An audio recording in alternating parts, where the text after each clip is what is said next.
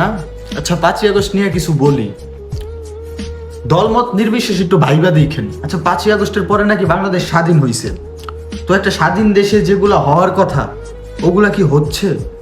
একটু ভাইবা দেখেন তো ভাই। আমাদের বাঙালির মানে মাইন্ড এমন ভাবে আমরা সেট করছি বা আমাদের সেট হয়ে আসতেছে বিগত দিনগুলা থেকে, মানে আমরা দেশের ভালো চাই না এক কথায় ভাই, আমরা নিজের ভালো চাই।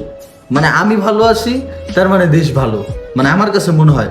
বাট নিজের একা একা ভালো থাকার চাইতে যে নিজের দেশকে ভালো রাখা, পৃথিবীর বুকে দেশকে একটা সুন্দর সমৃদ্ধভাবে উপস্থাপন করাটা যে কি জিনিস, এই চিন্তাধারা বাঙালিদের মাথায় কখনো আসবে না।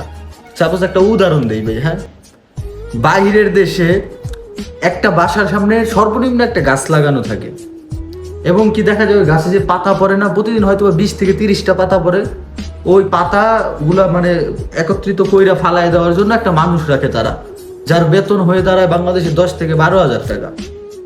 কিন্তু আমাদের বাংলাদেশে সেই গাছগুলাই কাইটা ফেলে। তারা মানে তাদের মেন্টালিটি এমন যে একটা গাছের পিছনে আবার মানুষ দিয়ে ইয়ে করবো, মানে গাছের পরিচর্যা করবো। আর বিদেশের মানুষের চিন্তা ভাবনাটা এরকম যে কয়টা গাছের পরিচর্যার জন্য প্রয়োজনে আমি 10 থেকে 15 হাজার টাকা দিমু, বাট তারপরেও একটা গাছ সুন্দরভাবে থাকুক। মানে আমাদের মেন্টালিটি এরকম ভাই, আমরা দেশের ভালো চাই না, আমরা মানে দেশে ভালো থাকবে কিভাবে ওইটা চাই না, আমরা নিজের ভালো চাই। সো আমরা মনে হয় না জীবনে ভালো হইতে পারবো, ভালো জাতি হিসেবে উপস্থাপক মানে নিজেদেরকে নিয়ে যেতে পারবো, এটা সম্ভব না ভাই। আমাদের রক্তের ভিতরেই মানে দুর্নীতি ঢুকে গেছে, রক্তের ভিতরেই খারাপ ঢুকে গেছে। আমরা মানে এটা চাইলেও চেঞ্জ করতে পারি না।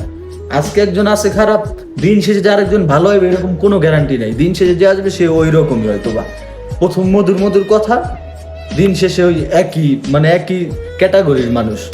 সব বিষয়গুলো হয়েছে এইটা ভাই, ঠিক আছে? আমাদের ধ্যান ধারণা চেঞ্জ করতে হবে, তাহলে আমাদের দেশ অনেক উন্নয়ন করা সম্ভব।